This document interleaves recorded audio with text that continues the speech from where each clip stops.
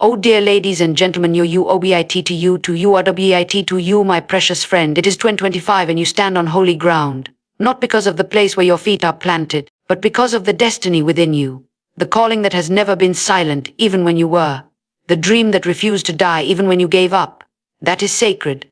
You owe it to you, not to your neighbor, not to the world, not even to your past. You owe it to you. There is a glory inside of you, not born of the flesh, not stirred by applause, but whispered into your very being by something eternal. You were created for this moment, not the one behind you, but this very year, this now. There have been tears, I know, the kind that stain your pillow in silence when no one sees, when your heart is screaming and your lips won't speak. But those tears, oh those tears, they watered the ground for something beautiful. Do not curse the soil that held your sorrow. It is holy ground now. You stand on holy ground because of your calling. There is something sacred about the place you are standing in right now. Not because of the ground beneath your feet, but because of what has been placed within you. Too often we look for holy places in stained glass buildings, in quiet chapels, or in distant lands, but the truth is far more intimate. The true holy ground is where destiny meets surrender, where purpose begins to awaken inside a human heart. And that place, beloved, is you. Right you are. Your calling is not a far-off thing. It's not waiting for you at the end of your degree, or hiding behind the approval of others. It is already within you, gently whispering, quietly stirring, sometimes aching, because it longs to be answered.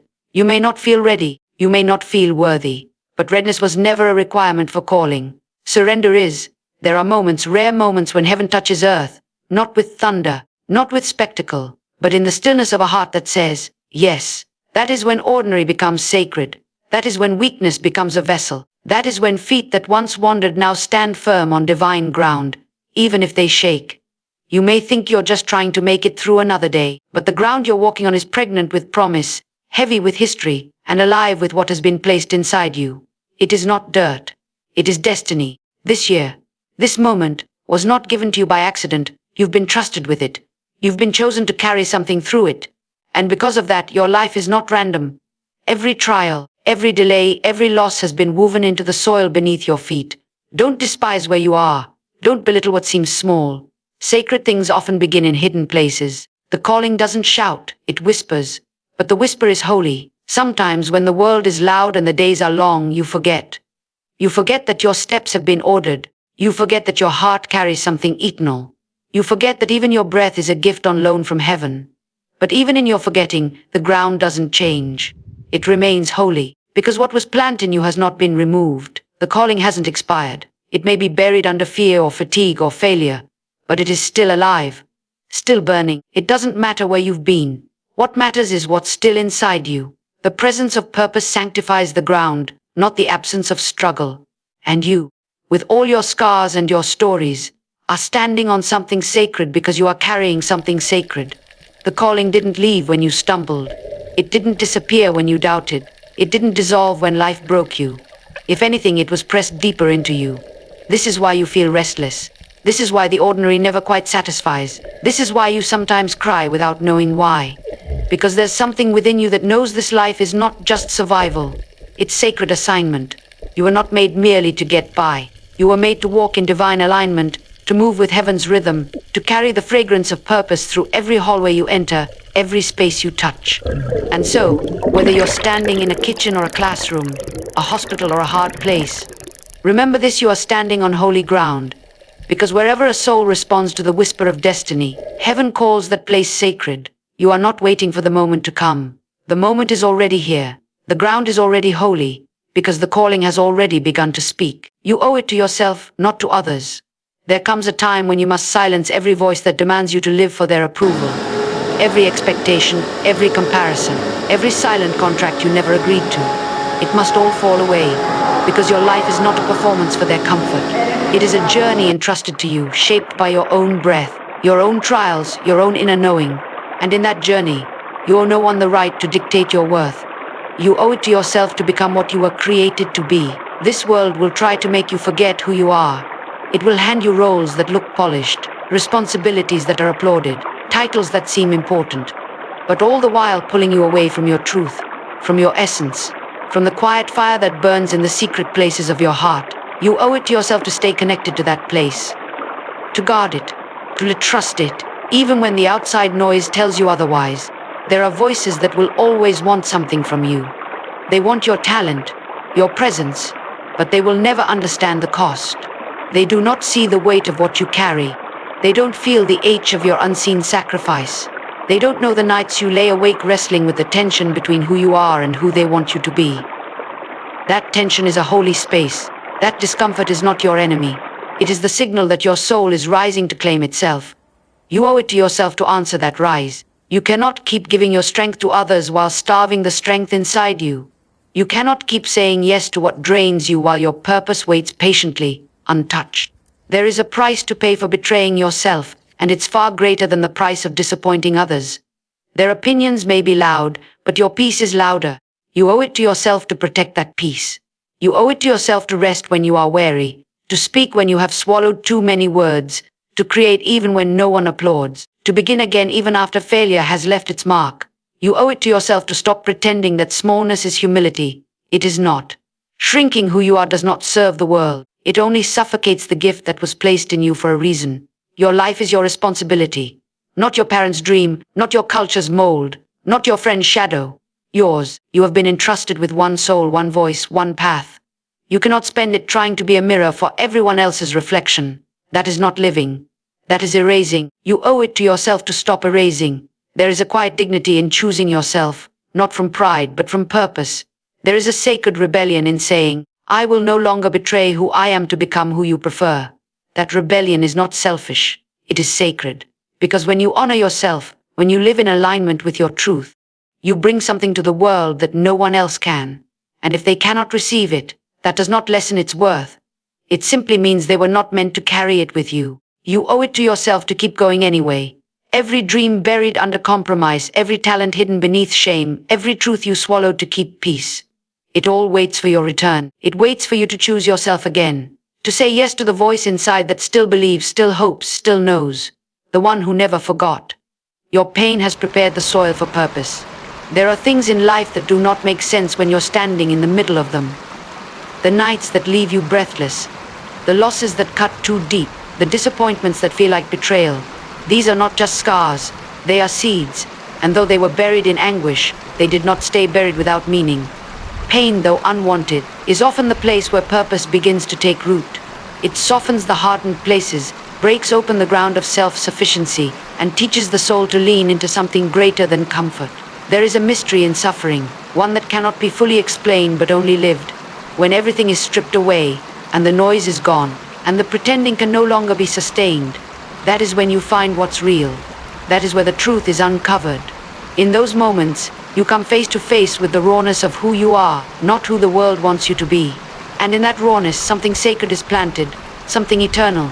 That seed may not look like much at first. It may feel like loss, like failure, like silence. But what has been buried in sorrow is often resurrected in strength. So many spend their lives trying to avoid pain, numb it, deny it, or escape it. But those who rise with depth, with wisdom, with quiet authority, they are the ones who have allowed the pain to speak. Not to define them, but to shape them, to reveal what they would have never discovered in ease. There are treasures that are only found in the dark.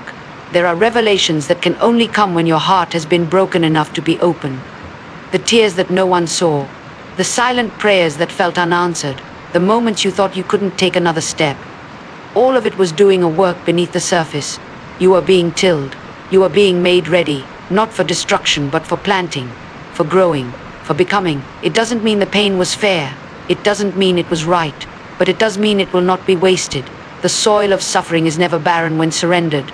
It is the very ground where destiny breaks through. You did not go through what you did for nothing.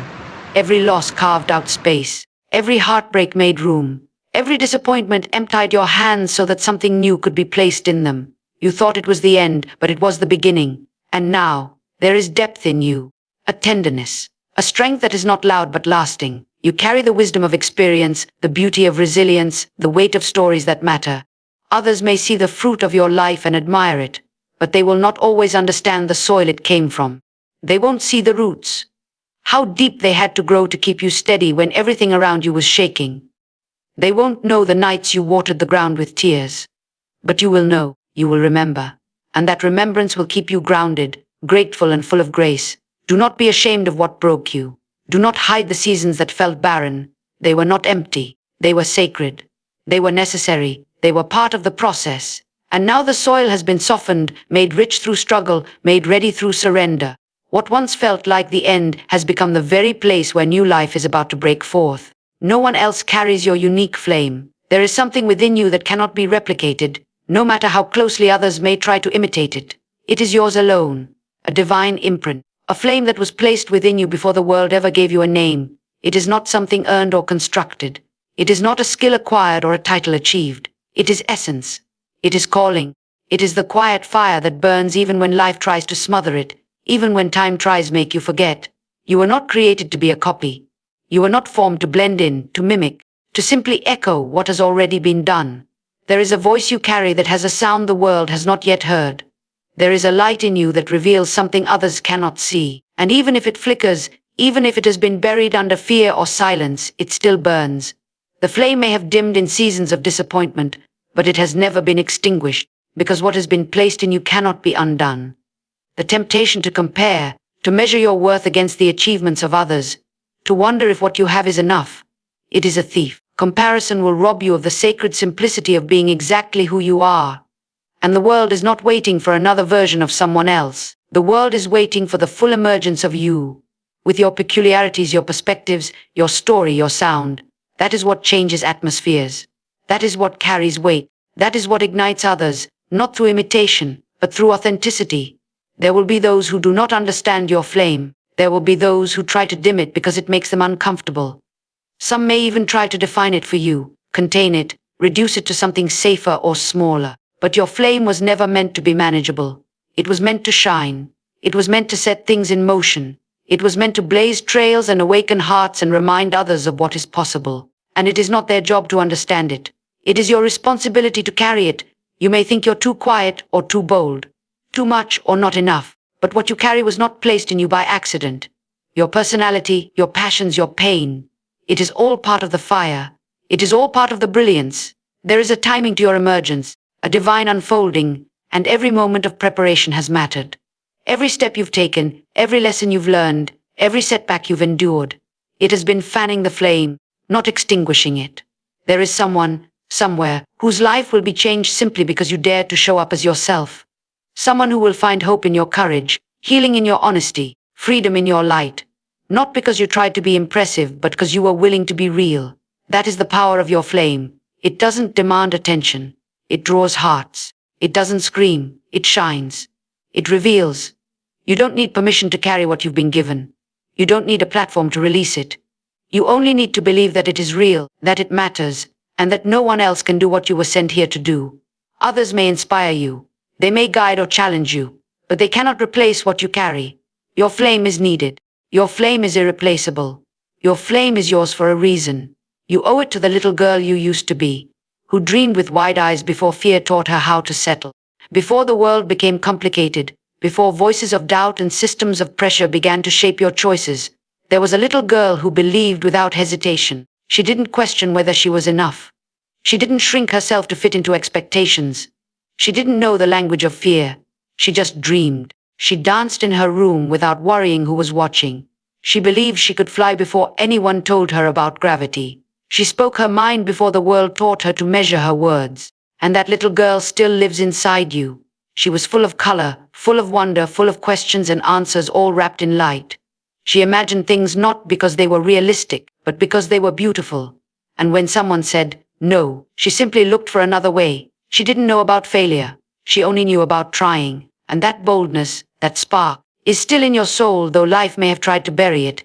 Somewhere along the way, things changed. Life happened. Pain found you. Disappointment visited you more than once. And slowly, you learned to guard your heart. You stopped asking for too much. You stopped hoping quite as loudly. You stopped dreaming without edits. You settled.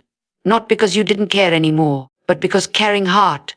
And somewhere deep inside, the little girl sat quietly and watched as the woman she was to become grew cautious, even wary. But she never left. She's still there. And she remembers the joy of being free. She remembers the simplicity of believing in what hadn't yet happened. She remembers the clarity of knowing who she was, even before she had the words to explain it. You owe it to her to return. Not to go back in time, but to go back in spirit. To reclaim what was lost. to rise with the same fire that once burned in your eyes when you looked at the world and saw endless possibility. That little girl did not survive everything for you to become a stranger to her dreams. She did not endure the silence, the confusion, the loneliness, so that you would now walk through life on autopilot, disconnected from your own soul. She was brave when it made no sense to be brave. She hoped when there was no proof that it would work. And she loved herself without needing permission. That kind of courage is rare. That kind of belief is pure. That kind of heart is worth remembering. You may have had to grow up fast. You may have had to become strong before you were ready. You may have had to protect yourself when no one else did, and in doing so, you may have forgotten who you were before you learned to fear. But that little girl has waited. She has waited through years of performance, through seasons of striving, through days when you pretended everything was fine. She has waited not for the perfect moment but for the willing heart, the heart that would say, I remember you, I see you, I won't leave you behind. You owe it to her to speak the truth you once silenced, to create the art you once abandoned, to write the stories, sing the songs, build the life she once imagined. You owe it to her to be gentle with yourself, to stop apologizing for your existence, to stop fitting into spaces that ask you to leave pieces of yourself at the door. You owe it to her to be whole, not perfect, whole, with the same wild spirit that once dreamed without limits. Walk like the anointing is real. There is a weight on your life that cannot be explained through talent alone. It's not charisma. It's not charm. It's not about being liked, noticed, or praised. There is a divine mark on you, a presence that goes before you and rests upon you, even when you don't feel it. You may not always recognize it, but others do. There is something different about you, and it's not a product of your striving. It is the result of something higher, something deeper, something sacred. It is the evidence that you have been chosen for something more than what can be seen.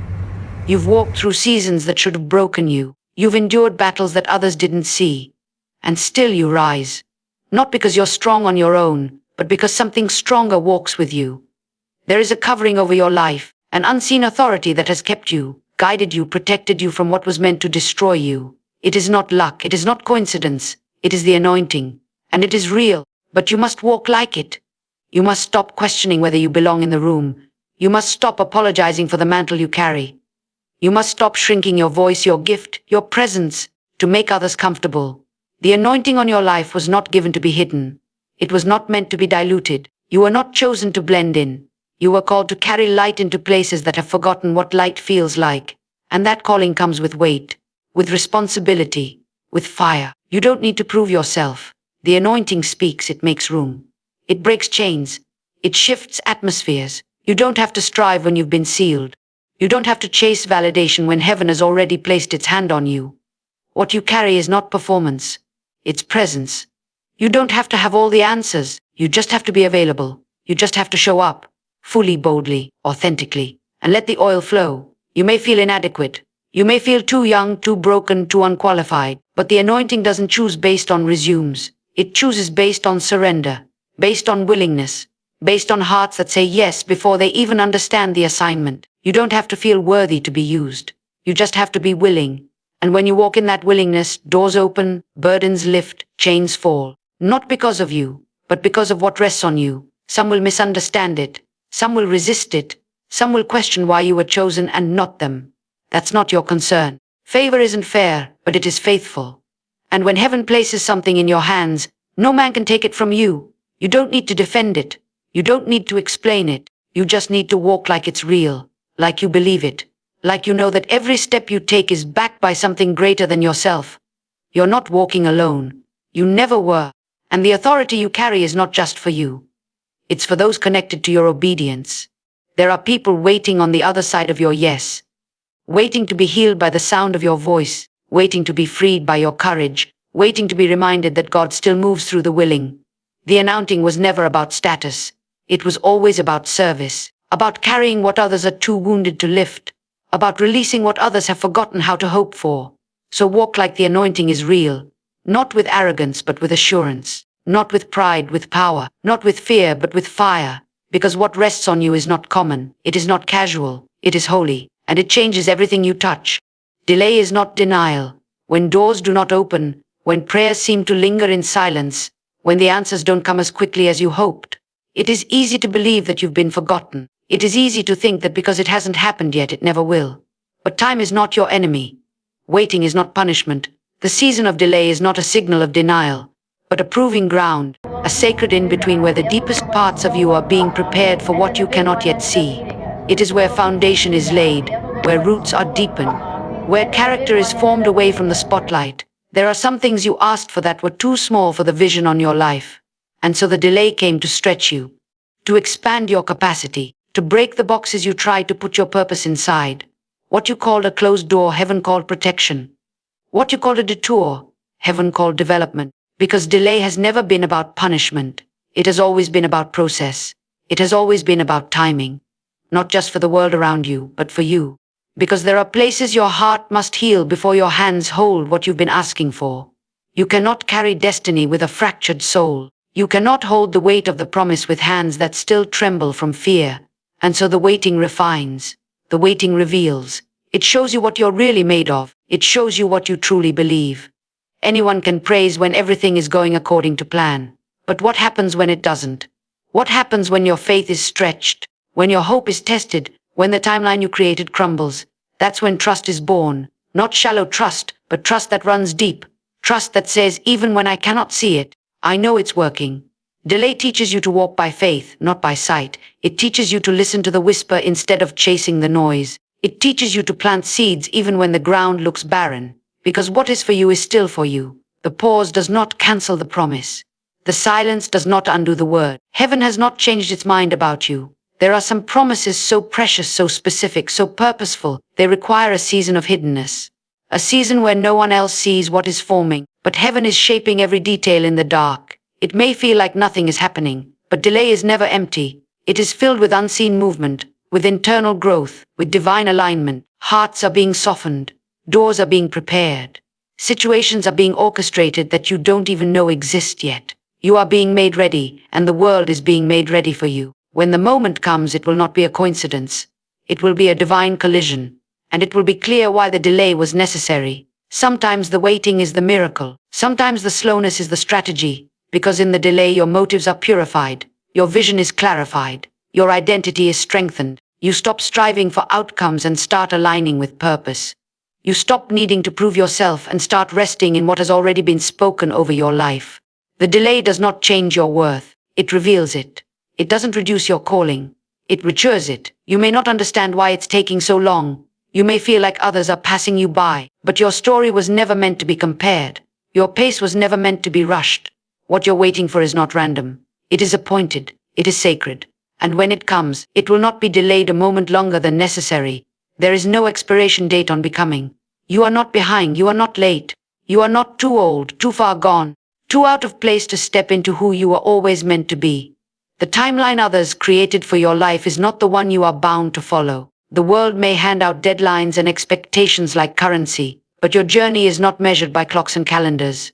It is measured by depth, by transformation, by the quiet unfolding of purpose that cannot be rushed. Becoming is not a moment. It is a process, a sacred evolution that honors where you've been and calls you into where you're going. You do not need to carry the weight of regret for what didn't happen sooner. You are not disqualified by detours. You are not discredited by delays. Nothing is wasted. Every chapter, even the ones you'd rather forget, has been shaping something inside you. There is no shame in starting again. There is no failure in taking longer than others. What matters is not how fast you arrive, but how fully you show up when you do.